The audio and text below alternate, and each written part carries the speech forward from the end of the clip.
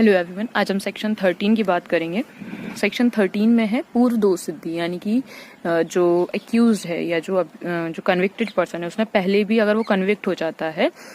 ये हमारा बीएनएस मैं आपको बता दूं, ये हमारा जर्नल एक्सेप्शन का सेक्शन 13 है बीएनएस से। बीएनएस जर्नल एक्सेप्शन सेक्शन 13, जिसमें कि आपको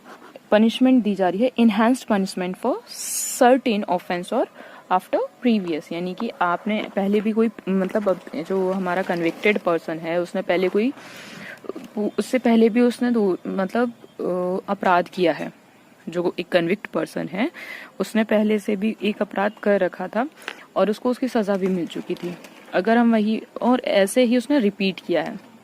कतिपय अपराधों का और वापस से वर्धित दंड है, यानी कि और पनिशमेंट। अगर उसने एक बार कर लिया फिर दोबारा वही ऑफेंस करता है तो पनिशमेंट बढ़कर मिलेगी, लेकिन उसके लिए भी 3 साल से अधिक होनी चाहिए। जैसे कि उसने कोई अपराध संपत्ति के विरुद्ध किया है ना। चैप्टर क्योंकि हमारे 10 और 11 में 10 में है सिक्के और स्टैंप वगैरह फॉर्जरी करते हैं या नकली बनाते हैं जो पर्सन है वो कोई व्यक्ति, और 17 संपत्ति के विरुद्ध में करता है कि संपत्ति के विरुद्ध में कोई अपराध करता है, किसी की प्रॉपर्टी थी किसी को बना के बेच दी तो उसके अपराध में करता है, तो इसमें क्या है 3 साल से ज्यादा पनिशमेंट, यानी कि उसे पहले दोष सिद्ध ठहरा दिया गया है। फिर उसके पश्चात में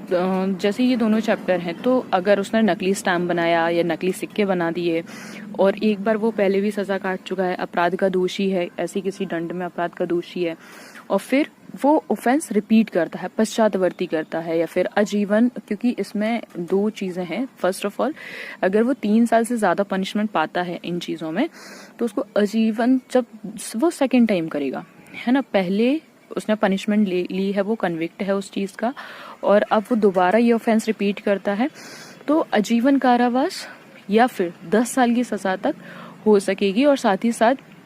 अब जब वो रिपीट करेगा, अच्छा इसका हम शॉर्ट समरी कर लेते हैं। सेक्शन 14 सिर्फ इतना कह रहा है कि जो चैप्टर हमारा बीएनएस का चैप्टर हमारा जो 10 है और 17 है, जिसमें संपत्ति के विरुद्ध प्रॉपर्टी के लिए और प्रॉपर्टी के अगेंस्ट और सिक्के और स्टैंप के लिए अगर ऐसे कोई दोष सिद्धि ठहराया जाता है, कन्विक्ट ठहराया जाता है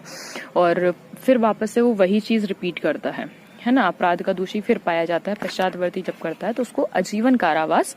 या फिर 10 साल तक की सजा हो सकेगी। जिसमें वो अपराध अगर रिपीट करता है तो उसकी पनिशमेंट एटलीस्ट कम से कम सेक्शन 3 इयर्स के ऊपर होनी चाहिए। जो सेकंड टाइम उसने कन्विक्ट कर दिया, सेकंड टाइम भी कन्विक्ट हो गया है, वो फर्स्ट तो कन्विक्ट था ही, सेकंड टाइम भी कन्विक्ट हो गया है।